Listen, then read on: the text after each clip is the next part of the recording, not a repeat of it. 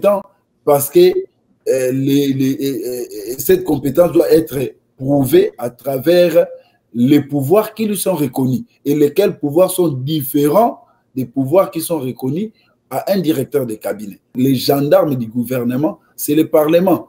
Et les gendarmes du directeur de cabinet, c'est le président de la République.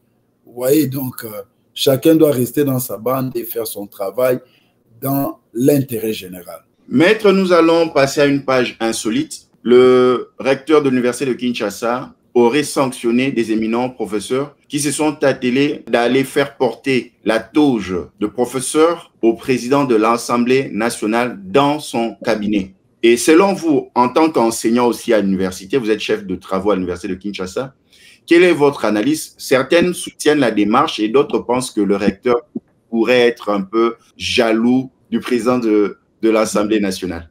Qu'est-ce que vous en pensez? Alors, il ne faut pas qu'il amène la confusion, qu'il amène l'amalgame. Vous voyez?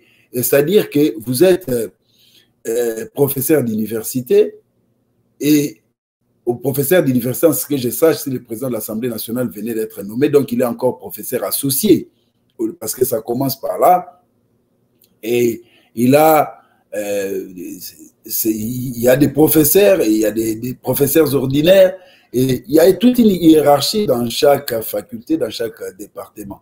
Alors, utiliser sa position comme président de l'Assemblée nationale pour faire déployer les autres professeurs qui sont doyens par rapport à lui, il y a quelque chose d'anormal, il y a quelque chose qui ne marche pas, qui ne tourne pas rond. Donc, on doit faire les distinguos entre deux fonctions. La fonction parlementaire en tant que président, là-bas, vous aidez vos pairs dans le vote des lois et dans le contrôle de l'action parlementaire.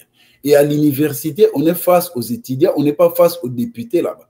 On est face aux étudiants, on enseigne, on dirige les travaux, on anime les conférences, on corrige les examens, on les organise et on les corrige et on transmet les codes à qui des droits au décanat. Donc, c'est vraiment une confusion totale. Et nous pensons que les professeurs qui ont fait les déplacements, qui ont fait la traversée de l'Unikin vers le palais du peuple pour aller remettre les insignes, doivent accepter qu'ils ont fait quelque chose d'inacceptable. Vous comprenez, quelque chose d'inacceptable.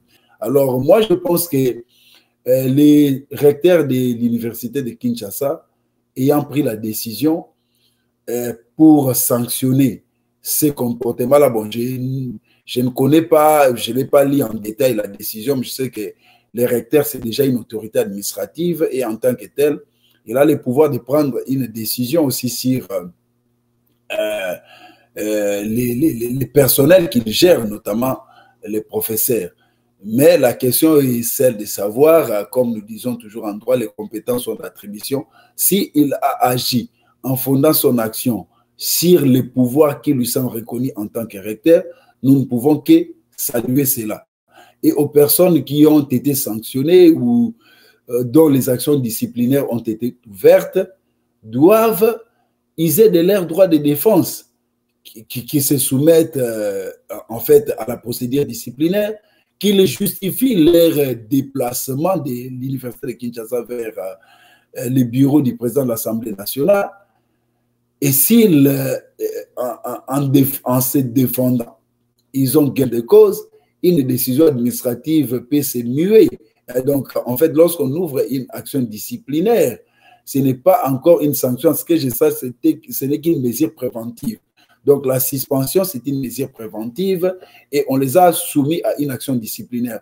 C'est à l'issue de l'action disciplinaire que l'on saura s'il y a une sanction, oui ou non. Donc, ils doivent accepter l'action disciplinaire, apporter leurs moyens de défense, justifier le mobile qui les a fait partie de l'Unikin vers le bureau du président de l'Assemblée nationale et justifier si par le passé il y a eu des cas pareils ou c'est un cas nouveau qu'ils peuvent justifier et nous tirerons les conséquences. Donc, le recteur, il ouvre une action disciplinaire, mais je crois que ce n'est pas lui qui va mener l'action disciplinaire. Il y a toujours un conseil de discipline qui va examiner les moyens de défense et à la fin, en fin de compte, ils vont proposer la sanction. Si les faits ne sont pas fondés, ils seront déchargés.